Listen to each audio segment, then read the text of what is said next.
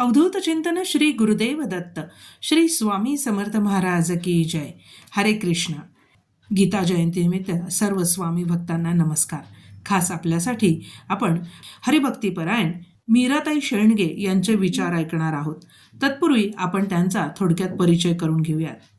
परमपूज्य स्वामी वरदानंद भारती यांचा अनुग्रह त्यांना लाभलेला आहे. तसंच परमपूज्य श्री दासगणू महाराजांच्या परंपरेतील त्या कीर्तनकार आहेत. आजपर्यंत 500च्या वर त्यांनी कीर्तनं केलेली आहेत. आध्यात्मिक विषयांवर प्रवचन आणि लेखन त्या करतात.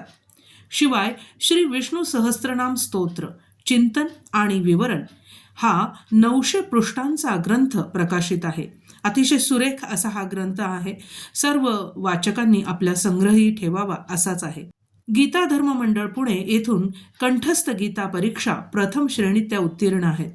शृंगेरी पीठ येथून कंठस्थ गीता परीक्षेत पूज्य शंकराचार्यांकडून प्रसाद आणि प्रथम श्रेणी पुरस्कार इसवी सन 2016 मध्ये त्यांनी प्राप्त केलेला आहे. तेव्हापासून सतत गीता संथावर्ग, गीता प्रचार प्रसार आणि सेवा आणि शृंगेरी येथील परीक्षेसाठी त्या मार्गदर्शन करतात. श्री आचार्यांची आणि इतर संस्कृत स्तोत्रांची संथा, अर्थ आणि विवेचन अशी ही सेवा त्यांच्या हातून घडत आहे. अतिशय मोठा त्यांचा व्यासंग आहे, अभ्यास आहे, अभ्यासू असं व्यक्तिमत्व आहे. खास देवमाजांच्या सर्व स्वामी भक्तांसाठी आता आपण मीराताई शेंडगे यांचे विचार आता आपण ऐकणार आहोत. योऽन्तः प्रविश्य मम वाचमिमां प्रसुप्तां सञ्जीवयत्यखिलशक्तिधरस्वधाम्ना अन्यांशहस्तचरणश्रवणत्वगादीन् प्राणान्नमो भगवते पुरुषाय तुभ्यं. वंशी विभूषितकरान्नवनीरदाभात् पीताम्बरादरुणबिम्बफलाधरोष्ठात् पूर्णेन्दुसुन्दरमुखादरविन्दनेत्रात् कृष्णात् परं किमपि तत्त्वमहं न जाने. प्रपन्नपारिजाताय तोत्रवेत्रैकपाणये ज्ञानमुद्राय कृष्णाय गीतामृतदुहे नमः. वसुदेवसुतं देवं कंसचाणूरमर्दनं देवकी परमानन्दं कृष्णं वन्दे जगद्गुरुं. गुरुर्ब्रह्मा गुरुर्विष्णु गुरुर्देवो महेश्वरः गुरुः साक्षात् परं ब्रह्म तस्मै श्री गुरवे नमः. गोपालकृष्ण भगवान की जय. भाविक हो नमस्कार.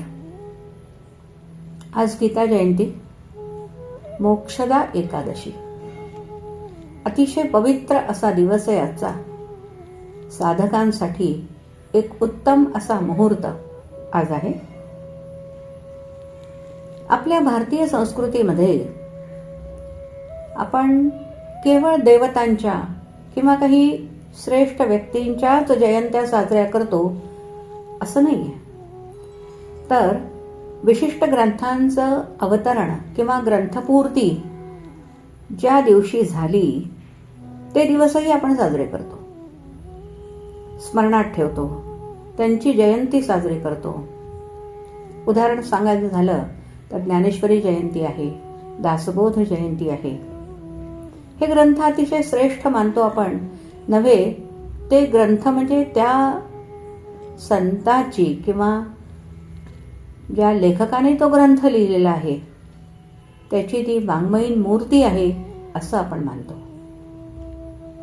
तशी आज गीता जयंती. कुरुक्षेत्रावर आजच्याच दिवशी भगवंतानी कुरुक्षेत्राच्या रणांगणावर गीता सांगितली.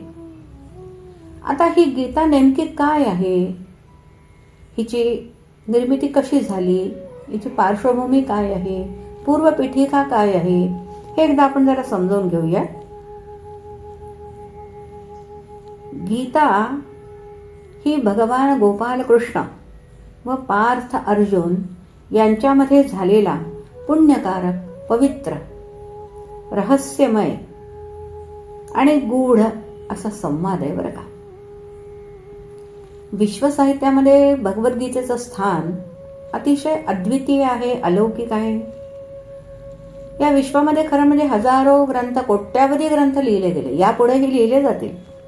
पण साक्षात भगवान गोपालकृष्णाच्या मुखारविंदातून प्रगट झालेली परमरहस्यमय अशी दिव्यवाणी गीता रूपाने आजही शाश्वत आहे, चिरंतन आहे, पुढेही ती तशीच राहील.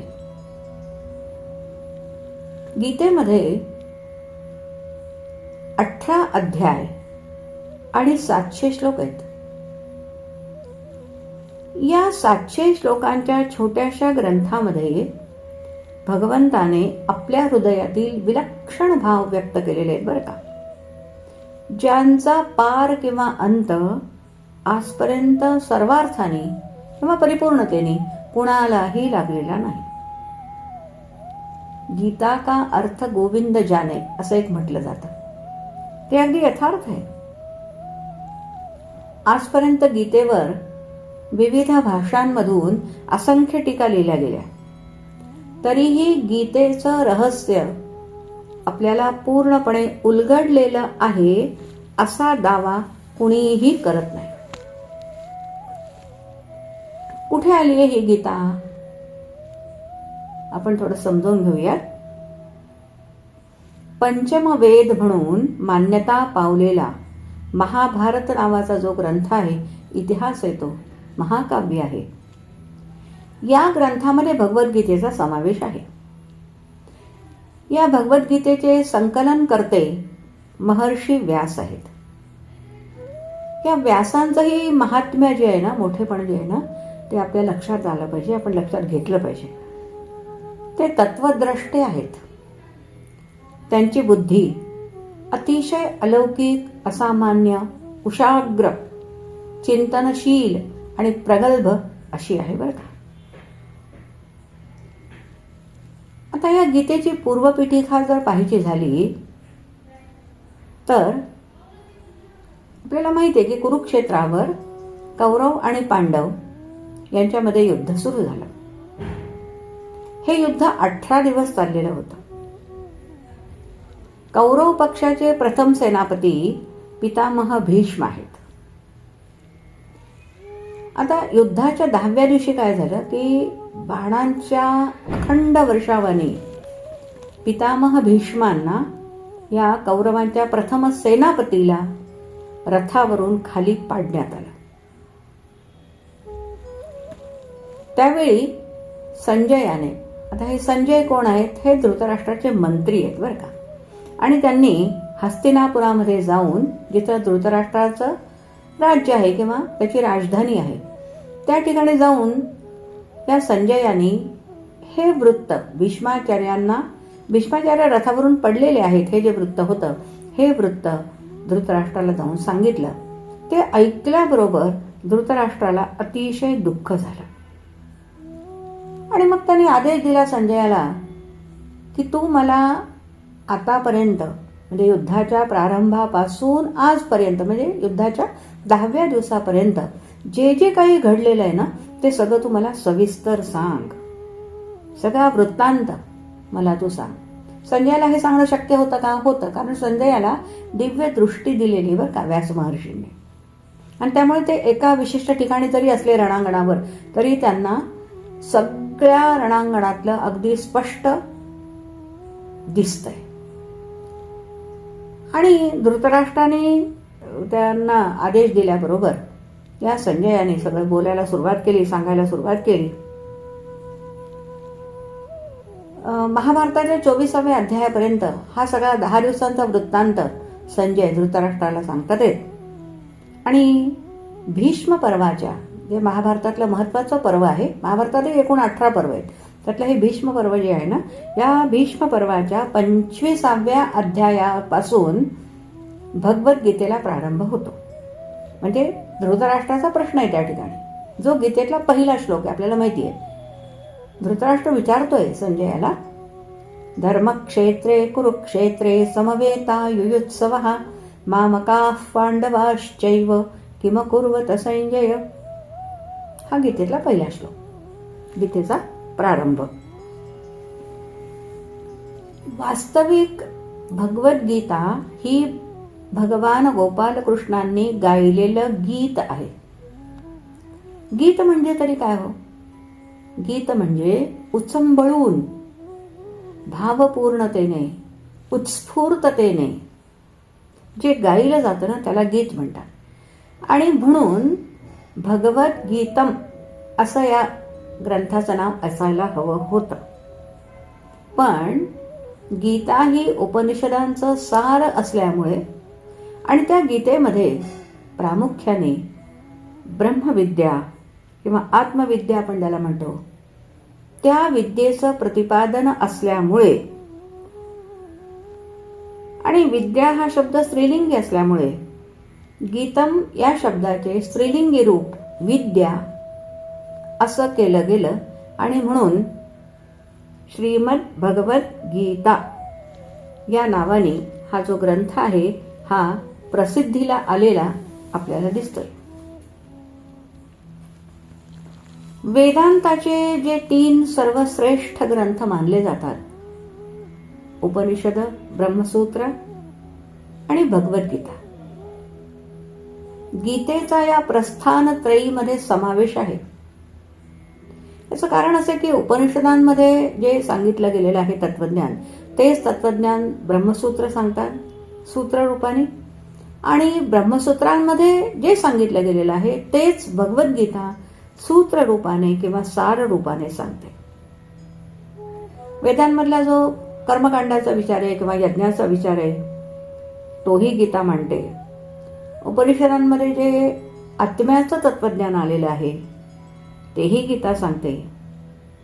थोडक्यात काय तर उपनिषदांमध्ये आपल्याला जे काही विखुरलेलं आत्मज्ञान दिसतंय ते भगवद्गीता एकत्रितपणे आणि सूत्रबद्ध स्वरूपात सांगते. हे गीतेचं वैशिष्ट्य आहे. तसं पाहिलं तर गीता अनेक आहेत बरं का. म्हणजे जसं काही नावं आपल्याला माहिती आहेत, अनुगीता आहे किंवा रुद्रगीता आहे, ईश्वर गीता आहे, कामगीता आहे, गणेश गीता आहे, उद्धव गीता आहे, अशा वेगवेगळ्या गीता आहेत. अनेक आहेत त्या, म्हणजे 50-60 पर्यंतही त्यांची संख्या जवळपास असावी. एका महाभारताचा जर आपण विचार केला तर त्यामध्ये सुद्धा अगदी भगवंतांनी अर्जुनालाच सांगितलेल्या 2 गीता महाभारतामध्ये येतात बरं का. पण या सगळ्या गीतांमध्ये श्रीमद भगवद्गीतेचं जे स्थान आहे ते सर्वश्रेष्ठ आहे. ती गीता मुकुटमणी मानलेली आहे. याचं कारण असं आहे की सर्वसमावेशक आणि सूत्रबद्ध पद्धतीने म्हणता येईल अशा प्रकारचं प्रतिपादन तत्वज्ञानाचं फक्त याच गीतेमध्ये आपल्याला पाहायला मिळतं. आणि दुसरं म्हणजे भगवान गोपाल कृष्णांनी योगारूढ होऊन अध्यात्माचं सार त्यामध्ये ठासून भरलेलं आहे अशी गीता अर्जुनाला निमित्त करून संपूर्ण मानव जातीला सांगितली आहे. गीतेचं आणखी एक वैशिष्ट्य जर आपण नमूद करायचं ठरवलं तर ते असं आहे की गीतेमध्ये कोणत्याही मताचा आग्रह नाही. केवळ आणि केवळ मानव जातीच्या कल्याणाचाच विचार गीता करते.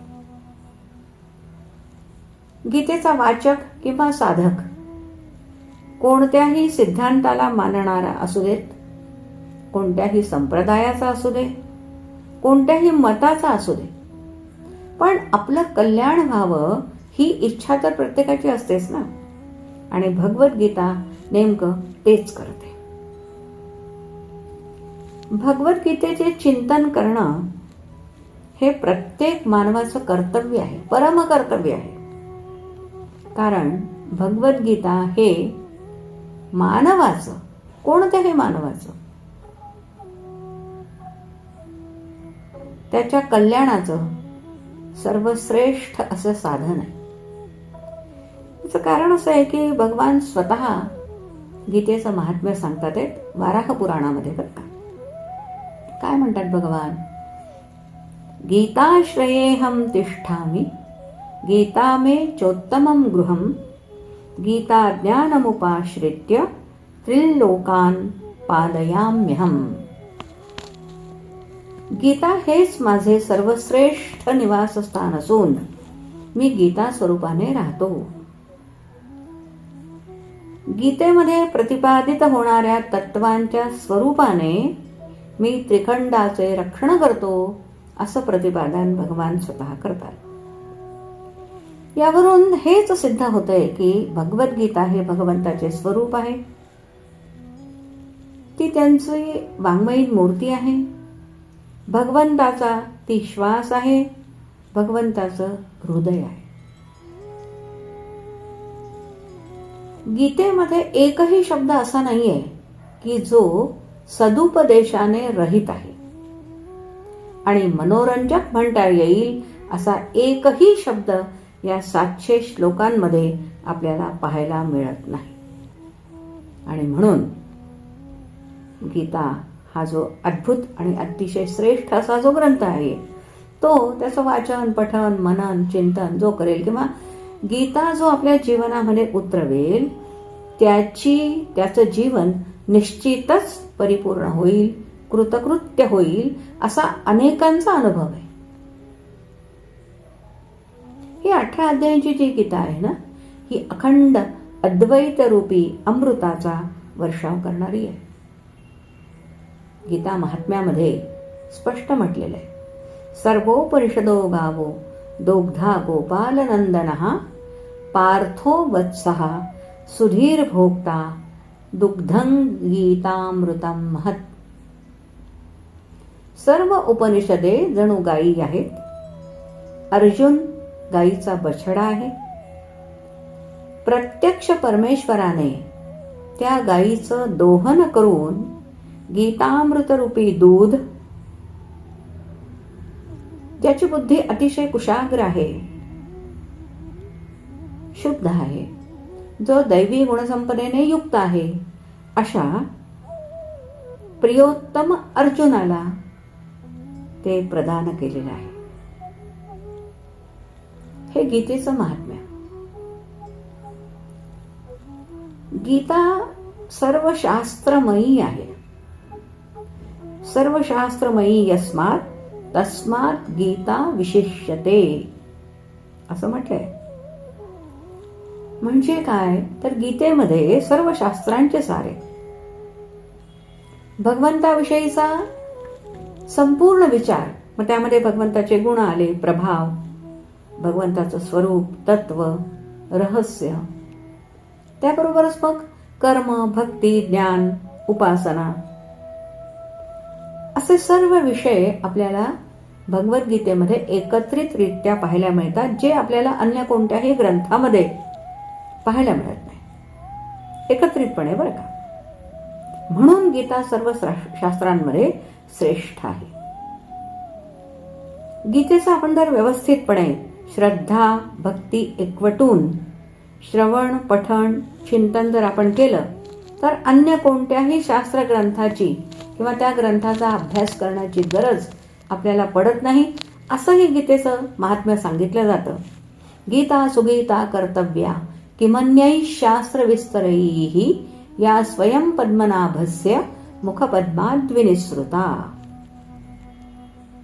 ज्याप्रमाणे अमर्याद समुद्र सर्व नद्यांना आपल्यामध्ये सामावून घेतो, तसं भगवद्गीता ही सर्व शास्त्रांना आपल्यामध्ये सामावून घेते. इतर शास्त्र जी आहेत ना, ती एकदेशीय आहे, मर्यादित आहे. गीतेचं तसं नाहीये. गीता परिपूर्ण स्वरूपाची आहे, तरी सुद्धा सरळ आहे, अतिशय सुंदर आहे, सोपी आहे. भगवंताची ती दिव्य आणि अलौकिक अशी वाणी आहे. गीतेचं श्रेष्ठत्व खरं म्हणजे खूप पद्धतीने आपण सांगू शकतो. गीता वेदांपेक्षाही श्रेष्ठ आहे. याचं कारण काय? त्याचं कारण असं आहे की वेद भगवंताच्या निश्वासातून जन्माला आले किंवा निर्माण झाले, है ना. म्हणजे शेषशाही भगवंत जेव्हा निद्रितावस्थेत असतात त्यावेळेला त्या निश्वासातून वेद प्रकट होतात असं म्हटलं जातं. माऊलींनी त्यासाठी निद्रिताचा घोरू असा शब्द वापरलाय. आता एक लक्षात घ्या की निश्वास जे आहेत ते स्वाभाविक असतात. स्वाभाविक असणाऱ्या अशा निश्वासातून वेद प्रकट झाले. पण गीतेच्या बाबतीमध्ये गीता ही भगवंतानी योगारूढ होऊन जागृतावस्थेमध्ये सांगितली आहे. म्हणून गीता वेदांपेक्षा श्रेष्ठ आहे. माऊलींनी, ज्ञानेश्वर महाराजांनी गीतेच्या आपल्या ज्ञानेश्वरीच्या 18व्या अध्यायामध्ये वेदांची आणि गीतेची तुलना केलेली आहे. त्या तुलनेमध्ये किंवा ती करताना गीतेचं श्रेष्ठत्व माऊलीने फार सुंदर रीतीने त्या ठिकाणी व्यक्त केलेलं आहे. गीतेचं औदार्य मोठं विलक्षण आहे, माऊली म्हणतात आहे. कारण मोक्षाचं दान देताना भगवद्गीता अधिकार बघत नाही, वर्णाचं बंधन ठेवत नाही. जे वेद ठेवतात ते बघ का, स्त्री शूद्र अशा सगळ्यांच्याच दुःख निवृत्तीचा विचार गीतामाई करते. मुक्त हस्ताने मोक्ष सुख सर्वांना वाटते. अधिकार, योग्यता, पात्रता असा कोणताही विचार गीता करत नाही. हे गीतेचं औदार्य आहे. माऊली एक छोटी टिप्पणी करतात त्या ठिकाणी की गीता ही वेदांसारखी कृपण नाही. कृपण मराठीमध्ये सुद्धा आपण कृपणता हा शब्द वापरतो. माऊली त्या ठिकाणी म्हणतात, वेदू संपन्नू होय ठाई, परी कृपणू ऐसा आणू नाही, जे कानी लागला तीही वर्णांच्याची. म्हणजे वेद फक्त 3च वर्णांना, वेदांचा अधिकार मुळात 3 वर्णांना आहे ना. त्या संदर्भात माऊली ही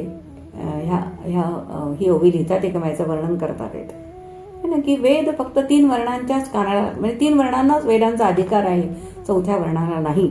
पण गीतेच्या बाबतीत तसं नाही आहे. गीता ही सगळ्यांसाठी उदार झालेली आहे आणि मोक्ष सुख ती सगळ्यांनाच देते. स्त्री शूद्रांना सुद्धा ती ते सुख देते. हे माऊलींना या ठिकाणी सांगायचं आहे. माऊली पुढे म्हणतात आहे की व्यासांनी हे जे गीता मंदिर उभारलं महाभारतामध्ये, त्याद्वारे सगळ्यांसाठी मोक्षाचा मार्ग अगदी मोकळा केलेला आहे. जन्ममृत्यूच्या रहाटगाडग्यातून सुटण्याची सगळ्यांची व्यवस्था गीतेने केलेली आहे. केवढे मोठे उपकार आहेत गीतेचे हे आपल्यावर. आणि म्हणून गीतेच्या महात्म्यामध्ये सुद्धा तिला भवद्वेषिणी असं म्हटलेलं आहे. ज्ञानेश्वर महाराज पुढे म्हणतात आहे गीतेबद्दल की जो कोणी या गीतारूपी मंदिराच्या प्रांगणामध्ये जो केवळ प्रवेश करेल तो सुद्धा मुक्त होईल. पण केवळ तोच मुक्त होईल असं नाही, तो तर होईलच, नुसता बसून राहील तरी सुद्धा त्या प्रांगणामध्ये. जो त्या गीतेच्या अर्थरूपी गाभाऱ्यामध्ये शिरेल त्यालाही गीता मुक्त करतेच करते. असं गीतेचं मोठेपण ज्ञानदेव आपल्याला या ठिकाणी सांगतात.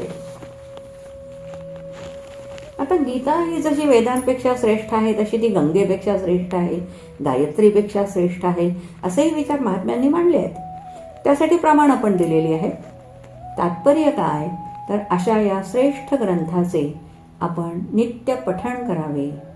गीतेचा अर्थ, भाव याचे सतत चिंतन मनन करावे. हे फारसं अवघड नाही आहे. आपण जर नीट विचार केला तर एका व्यक्तीला आज वेदाचा समग्र अभ्यास करण्यासाठी किमान 10 ते 12 वर्ष लागतात. पण गीता सूत्रबद्ध असल्याने आणि आपली ग्रहण क्षमता जर बरी असेल, उत्तम मार्गदर्शक आपल्याला जर मिळाला गीता शिकवण्यासाठी, तर 1.5-2 वर्षाच्या कालावधीमध्येही आपण गीता शिकू शकतो. मुखोद्गत तर नक्कीच करू शकतो. गीतेचा अभ्यास पूर्ण होईल असा याचा अर्थ होत नाही बरं का. ठीक आहे ना, पण तरी तिचा निदान आवागत लक्षात येईल. पाठांतर तर नक्कीच होईल.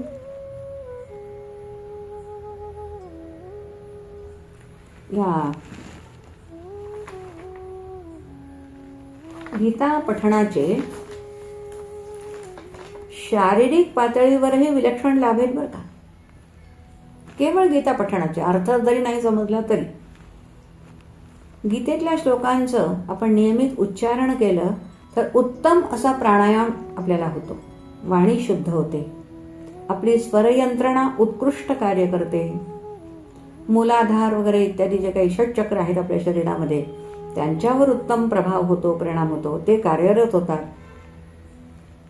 शरीरातील सर्व संस्था आपापले कार्य योग्य प्रकारे करतात, आपली स्मरणशक्ती वाढते. असे शारीरिक पातळीवर सुद्धा गीता पठणाचे भरपूर लाभ आहेत आणि त्यामुळे आपण हे पठण जे आहे ते अवश्य करावं.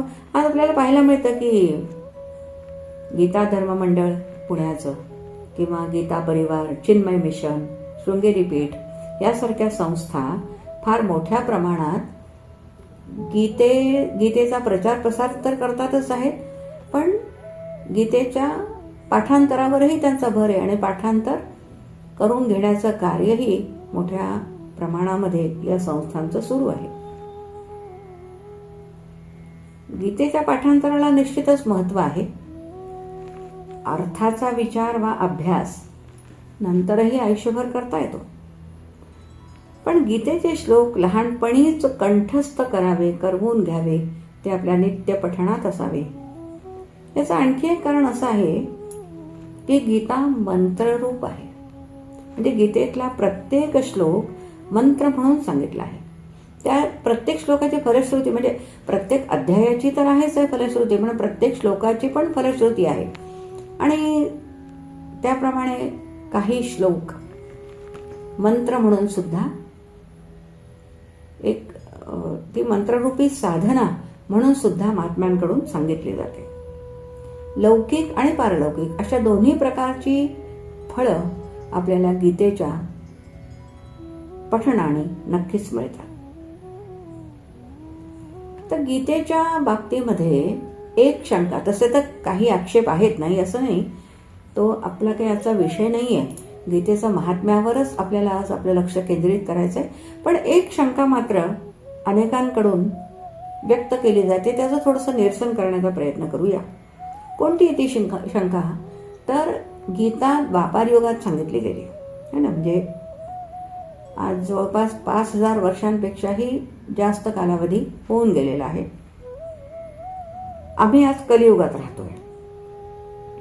मग आज आम्हाला त्या गीतेचा काही उपयोग आहे का? भगवंताने ती तेव्हा कुरुक्षेत्रावर रणांगणावर अर्जुनाला सांगितली. त्याची काय समस्या होती? त्या समस्येची सोडवणूक करण्यासाठी गीता सांगितली गेली. आता आम्हाला या गीतेची आज काय आवश्यकता आहे किंवा आवश्यकता आहे का, हा पहिला प्रश्न आहे. असेल तर ती आवश्यकता कशी आहे आणि गीता आम्हाला कशा प्रकारे आज उपयोगी ठरू शकते, अशी ही एक शंका किंवा असाही एक प्रश्नार्थक विचार मांडला जातो.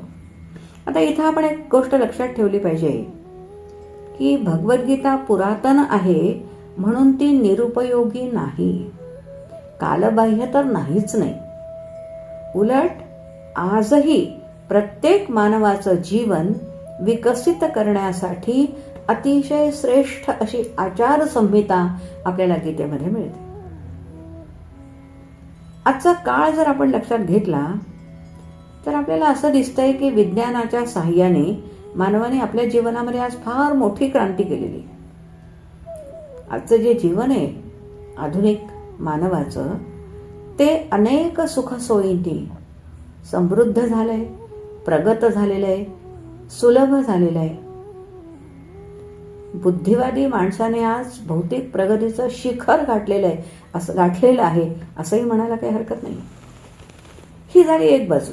दुसऱ्या बाजूला आपल्याला काय दिसतंय तर विज्ञानाचा दुरुपयोग करून स्वतःमधली माणुसकी विसरून नीतिमूल्ये, धर्माचरण हे सगळं झुगारून देऊन मन मानेल तसा वागणारा पशुतुल्य स्वैराचारी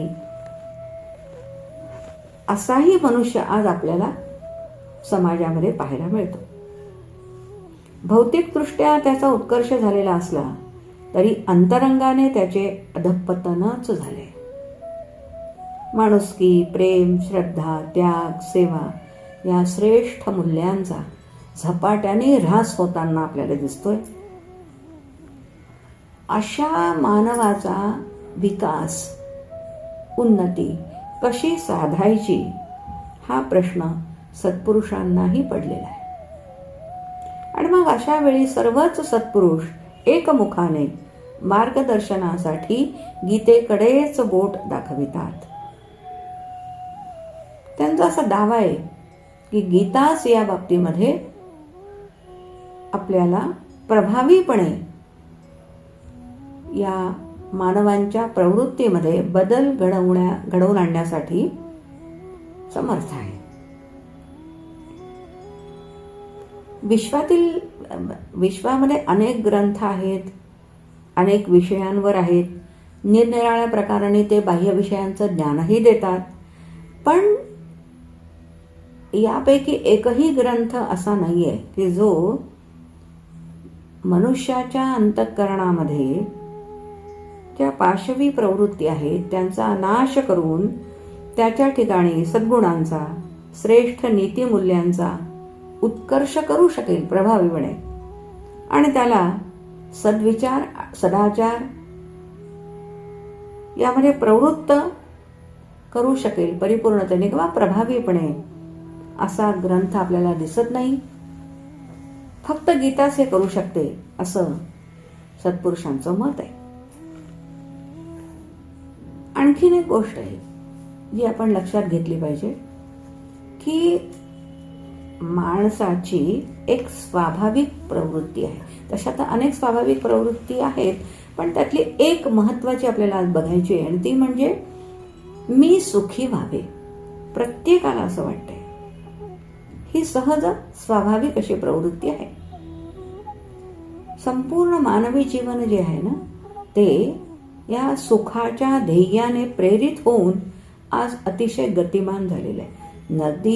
नदी जशी सागराकडे धाव घेते ना तसं सर्व माणसे सुखासाठी धावपळ करताना आपल्याला दिसतात. पण जीवाला ही सुखरूपता कशी प्राप्त होईल याचा विचार आपल्याला गांभीर्याने करावा लागेल ना. संत कबीरांचा एक दोहा आहे, फार छान वर्णन त्यांनी केले. त्याचं कारण असं आहे की माणूस सुखाची प्राप्ती हे त्याची प्रवृत्ती आहे आणि त्याच्यासाठी तो शोधही घेतो, सुखाचा धावपळही करतो. पण तो ह्या सुखाचा शोध कुठे घेतो तर बाहेर घेतोय. बाहेर म्हणजे बाहेरचं विश्व आहे, बाहेर विषय आहेत किंवा बाहेर त्या विषयांचे काही उपभोग आहेत, त्यामध्ये तो सुखाचा शोध घेतो किंवा त्यातून आपल्याला सुख मिळेल अशी तो आशा करतोय. कबीरजींनी ही जी प्रवृत्ती आहे ना याबद्दल फार सुंदर विचार मांडलाय. कबीरजी म्हणतात, लहर ढूंढे पानी को, कपडा ढूंढे सूत, जीव ढूंढे ब्रह्म को, तीनों ऊत के ऊत. याचा अर्थ असा आहे की लाट पाण्याला शोधते, कापड सूत शोधते आहे आणि जीव आनंद स्वरूप परमात्म्याला शोधतो. कबीरजी म्हणतात की हे तिघही महामूर्ख आहेत. याचं कारण असं आहे की तुझे आहे तुझं पाशी अशी त्यांची अवस्था आहे. सुख आनंद बाहेर नाहीये, तो माझ्या आत आहे, ते माझं स्वरूप आहे. हा उपदेश हे खरं तर गीतेचं तात्पर्य आहे, गीतेचं हे मर्म आहे.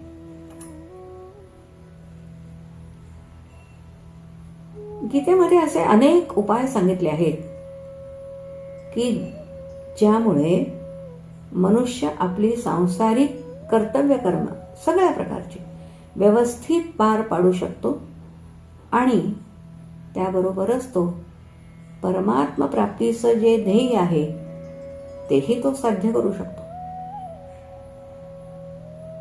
गीतेमध्ये यज्ञ, दान, तप, सेवा, पूजा अशा उच्च क्रियांचे वर्णन तर येतच. त्या कशा पद्धतीने केल्या श्रेष्ठ फळ मिळतं याचंही वर्णन येतं. पण याबरोबर आपलं ऐहिक जीवन, ज्याला आपण लौकिक जीवन म्हणतो, ते कसं सुखी करता येईल किंवा उन्नत करता येईल याचंही मार्गदर्शन गीता करते. आपण गीता वाचली असेल, वाचत असाल. गीतेचा जो 16वा अध्याय आहे ना, त्यामध्ये उत्तम गुणांचं, दैवी संपदा, दैवी संपदेचं वर्णन येतं. दैवी संपदेनेच मनुष्य खरं म्हणजे अलंकृत होतो. कोणते असे दैवी गुण गीता वर्णन करते? अभयम सत्व संशुद्धीर ज्ञानयोग व्यवस्थिती दानं दमश्च यज्ञश्च स्वाध्यायस्तव आर्जवम. ह्या दैवी गुणांचा जर अंगीकार केला आणि पुढे आसुरी संपदेमध्ये जे काही दुर्गुणांचं वर्णन गीता करते, त्या दुर्गुणांचा जर मनुष्याने त्याग केला तर त्याचं जीवन निश्चितच सुखमय होऊ शकतं. गीतेमध्ये सात्विक, राजस, तामस अशा अनेक क्रिया, असे अनेक पदार्थ, अनेक भाव यांचीही ओळख करून देतात भगवंत. त्यातीलही आपण जर सात्विकतेचा अंगीकार केला, म्हणजे तो करावा ही अपेक्षा आहे भगवंताची सुद्धा, तर तो आपण जर अंगीकार केला आणि राजस तामसाचा जर त्याग केला तर मनुष्याचं जीवन सुखी होऊ शकेल. हा सुखाचा मार्ग गीता आपल्याला स्पष्टपणे सांगते. आणि म्हणून आज गीता जयंतीच्या मुहूर्तावर सगळ्यांनीच गीतेचा आश्रय घेण्याचा संकल्प करावा. गीतेलाच शरण जावं, गीतेवर श्रद्धा ठेवावी, गीता हेच आपलं जीवन बनवावं. असं का करावं? प्रत्येकाने करावं असं मी म्हणते. याचं कारण असं आहे की गीता जात पात, धर्म, पंथ, वर्ण, आश्रम, उच्च नीच, स्त्री पुरुष असा कोणताही भेद करत नाही. ती सर्वांना आपल्यामध्ये प्रेमाने सामावून घेते. दीपस्तंभाप्रमाणे मार्गदर्शन करते, जीवनाला दिशा देते, जीवन उन्नत करते.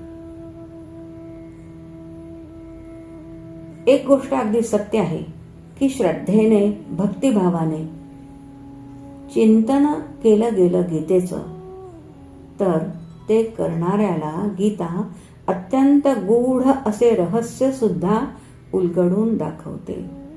थोडक्यात गीता मनुष्याला कोणत्याही अवस्थेमधून परमोच्च अवस्थेपर्यंत नेऊ शकते. परिणामी संपूर्ण जीवन कोणत्याही मानवाचं, त्याच्यासाठी इतर कोणतीही अट नाही, इतर कोणतंही बंधन नाही. केवळ मनुष्य योनीमध्ये जर तो जन्माला आलेला असेल तरी सुद्धा त्याचं जीवन जे आहे ते अंतर्बाह्य श्रेष्ठ आनंदाने, शांतीने, कृतार्थतेने भरून जाते.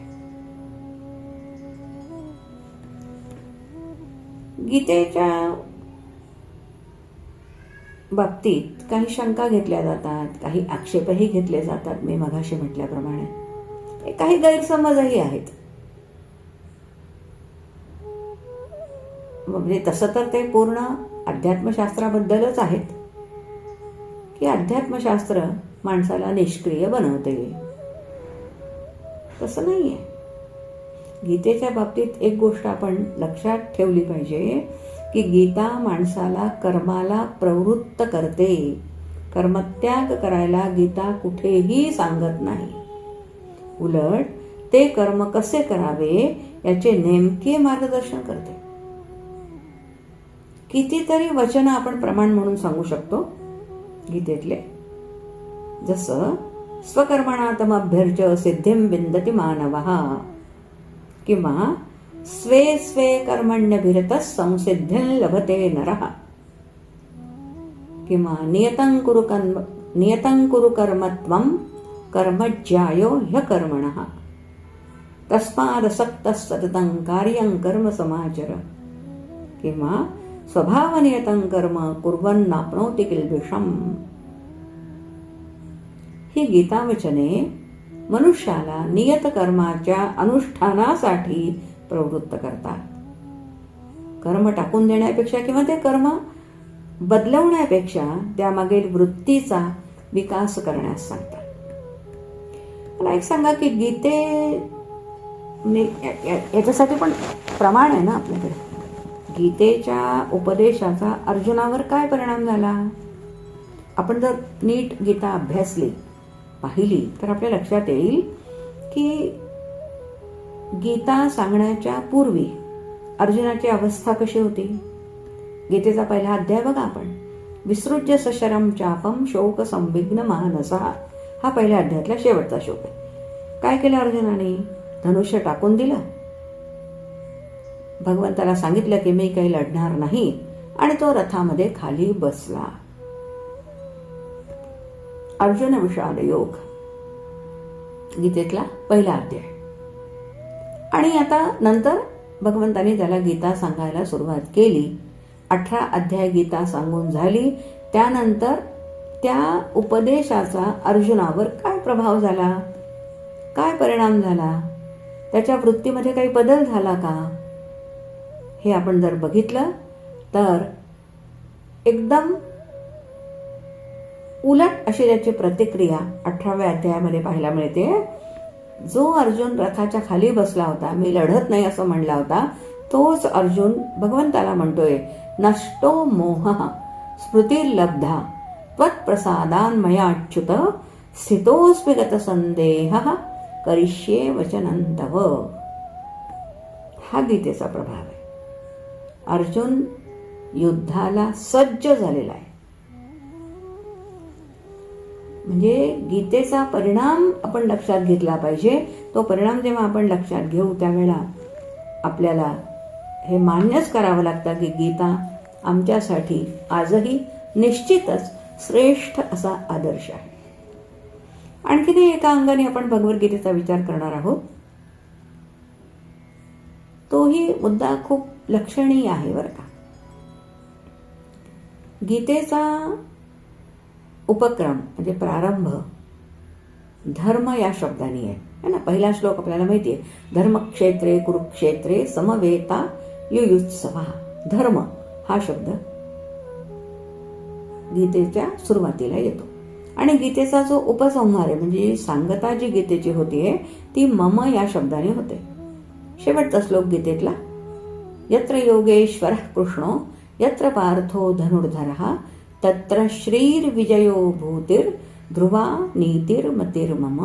मम म्हणजे धर्म पहिला शब्द, मम दुसरा शब्द. आता धर्म आणि मम हे दोन शब्द जर आम्ही एकत्र आणले तर मम धर्मः हे विधान तयार होते. अर्जुनाचा हा प्रश्न आहे बरं का, मम धर्मः कहा, म्हणजे माझा धर्म कोणता. आणि या प्रश्नाचं उत्तर म्हणजे संपूर्ण गीता. अर्थात इथे धर्म म्हणजे हिंदू, मुस्लिम, ईसाई असा प्रचलित अर्थ अभिप्रेत नाहीये बरं का. तर धर्म म्हणजे कर्तव्य, हा धर्म शब्दाचा एक अर्थ आहे. माझे कर्तव्य कोणते? जीवनामध्ये अनेक प्रसंगांमधून जात असताना आपल्यालाही हा प्रश्न पडतो, मी काय करावे, काय करू नये, माझ्यासाठी योग्य काय, अयोग्य काय, काय केल्याने माझे हित होईल, कशाने माझे अहित होईल. या बाबतीत सतत संभ्रम असतो माणसाला. योग्य निर्णय त्याची बुद्धी करू शकत नाही. पुष्कळदा तर स्वार्थ मोहाने प्रेरित होऊन चुकीचाच निर्णय घेतला जातो. आणि मग जे कर्म किंवा जे कृती केली जाते तीही चुकीच्या किंवा अयोग्य पद्धतीने केली जाते आणि त्यामुळे नुकसान होते. आपण विचार करा की खरोखर गीता ही कुरुक्षेत्रापुरतीच किंवा अर्जुनापुरतीच मर्यादित आहे का हो? युद्धभूमी, अर्जुन, त्याची मनस्थिती, तेथील युद्ध हे काय फक्त तेव्हाच होतं आणि आता नाही आहे असं नाही आहे. आजही अर्जुन आहे, आजही युद्धभूमी आहे. कुठे आहे हा अर्जुन? हा अर्जुन आजही आपल्या मनात आहे. आपणही युद्धभूमीवर आहोत. तुकाराम महाराज म्हणतात ना, रात्रंदिन आम्हा युद्धाचा प्रसंग. तसा प्रत्येकाच्या जीवनामध्ये नित्य युद्धाचा प्रसंग आहे. केवळ शस्त्र हातात घेऊन लढणं यालाच युद्ध म्हणतात असं नाहीये. आमच्या मनातही युद्ध सुरू आहे. सतत विचारांचं युद्ध आहे, संभ्रमांचं युद्ध आहे, विविध प्रकारची द्वंद्व आहेत, संकल्प विकल्प आहे, योग्य काय अयोग्य काय, हिताचं काय अहिताचं काय, याबाबतचे प्रश्न आम्हाला सतत भेडसावत असतात. अशा वेळी योग्यतेचा न्यायनिवाडा मी कशाच्या आधारावर करावा? आणि याचं प्रतिपादन किंवा याचं उत्तर गीता देते. प्रत्येक समस्येच्या निवारणाचा उपाय गीता सांगते. कलियुगातही उपयुक्त ठरेल असा बोध गीतेच्या प्रत्येक अध्यायात आहे. अशोचानन्वशोचस्त्वं पासून मामेकम शरणं व्रज येथपर्यंत अनेक विषयांचा उहापोह गीतेमध्ये येतो. आदर्श उत्तम पुरुष म्हणून कसं जीवन जगावं, कर्म कसं करावं, भक्ती कशी करावी, विवेक, वैराग्य, ज्ञान, गीता सर्वच सांगते. अगदी आरोग्य संपन्न जीवन मिळवण्यासाठी आहार विहारही गीता सांगते. ज्याला कर्म, भक्ती, उपासना, ज्ञान, अध्यात्म यातलं काहीही कळत नाही तो म्हणतो मला हे काही सांगू नका. त्यालाही गीता काहीतरी सांगतेस. गीता म्हणते तुला नाही ना हे सगळं करायचं, तेव्हा समजत नाही तुला, ठेव हे बाजूला. आणि भगवान शेवटी अशाही व्यक्तीला त्याच्या हिताचं सांगतात, मामेकम शरणं व्रज, तू मला शरण ये. जो उद्धाराचा सर्वश्रेष्ठ, सुलभ आणि अत्यंत प्रभावी असा मार्ग सांगून भगवान गीतेचा उपसंहार करतात. थोडक्यात काय तर गीता अखिल मानवजातीला धर्माचा उपदेश करते. कल्याणकारी, हितकारी असं कर्तव्य काय आहे ते सांगते. खरं सांगा की कर्तव्य कोणतं आहे हे समजणं किंवा कर्तव्य हाच खरा धर्म आहे ना. धर्मो रक्षति रक्षितः अशी धर्माची एक व्याख्या महाभारतामध्ये येते. जो धर्माचे अनुसरण करतो त्याचेच धर्म रक्षण करतो, तोच सुखी होतो. हे अगदी सत्य आहे. धर्म हाच जीवनाचा पाया आहे, आधार आहे. मनुष्याचे आंतरिक जीवन धर्मानेच उन्नत होतं. धर्म म्हणजे तरी काय हो? धर्म म्हणजे उदात्त जीवन मूल्ये, धर्म म्हणजे श्रेष्ठ आचार संहिता, धर्म म्हणजे सदाचरण, धर्म म्हणजे सद्गुणांची जोपासना. आणि मग असा धर्म जेथे असतो तेथे विजय निश्चित असतो. यतो धर्मस्ततो जयः.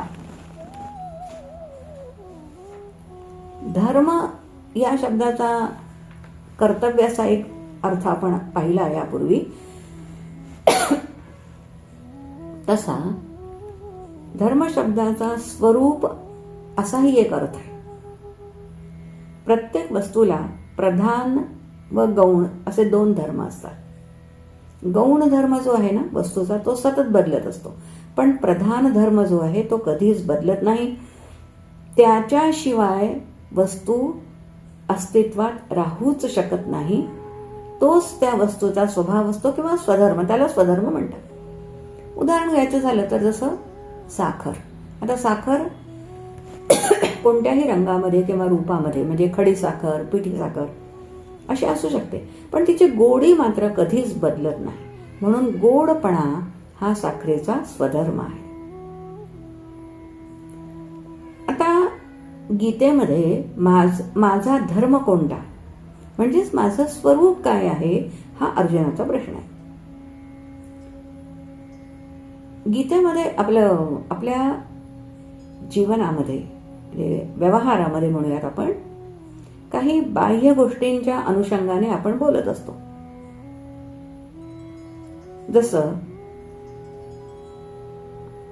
आपलं कुल, गोत्र, वर्ण, धर्म, आश्रम इत्यादी. किंवा मग मी डॉक्टर आहे, मी वकील आहे, मी शिक्षक आहे, किंवा मी पिता आहे, मी पती आहे, किंवा मी विद्वान आहे, मी अडाणी आहे, मी श्रीमंत आहे, मी गरीब आहे, असे वेगवेगळे वेश घेऊन आपण जगत असतो. पण हे जे वेश आहेत, बाह्य वेश, हे सतत बदलणारे आहेत आणि ते काढून टाकले किंवा काढून टाकले गेले तरी मी हा असतोच. मग हा मी कोण आहे, माझे स्वरूप काय, हा अर्जुनाचा प्रश्न आहे. आणि खरं तर शास्त्रकार म्हणतात की या प्रश्नाचा विचार करणं हाच परमपुरुषार्थ आहे. आणि गीता या प्रश्नाचे सविस्तर उत्तर देते. नव्हे तेच गीतेचं तात्पर्य आहे. म्हणून गीतेला मोक्षशास्त्राचाही दर्जा म्हणजे मोक्षशास्त्र असंही गीतेला म्हटलं जातं. गीतेच्या माध्यमातून जो या प्रश्नाचे उत्तर नेमकेपणाने समजावून घेतो. कोणता प्रश्न आहे? मी कोण आहे किंवा माझं स्वरूप काय आहे, माझा धर्म काय आहे, म्हणजेच माझं स्वरूप काय आहे, या प्रश्नाचं उत्तर गीतेमध्ये आहे. ते समजावून घ्यावं लागतं आणि जो हे नेमकेपणाने समजावून घेईल त्याचं ऐहिक जीवन म्हणजे लौकिक जीवन जे आहे ना, ते अतिशय निरामय होतं, प्रसन्न होतं. त्याच्या जीवनातली बाह्य परिस्थिती कशीही असू दे, पण त्याची वृत्ती शांत असते, त्याचं जीवन तेजस्वी असतं, त्याच्या सर्व दुःखांचा निराश होतो. हे तर झालं ऐहिक जीवनाच्या बाबतीत. पण पारलौकिक आनंदाचाही तो धनी होतो. ज्ञानेश्वर महाराजांच्या शब्दामध्ये बोलायचं झालं तर असा मनुष्य ज्यांनी माझं स्वरूप काय हे गीतेच्या माध्यमातून समजावून घेतलं आहे, तो स्वानंद साम्राज्याचा चक्रवर्ती होतो. आणि अनेक साधू संतांनी सुद्धा हा संदेश स्वानुभवाने आपल्याला दिलेला आहे. गीतेचा अभ्यास करून किंवा गीतेचं मनन चिंतन करून ते या निर्णयाप्रत आलेले आहेत. त्यांचा हा संदेश आपण शिरोधार्य मानूया आणि आजच्या सुमुहूर्तावर भगवंताला, गीता मातेला वंदन करून गीताध्ययनाचा संकल्प आपण सगळे करूया. धन्यवाद.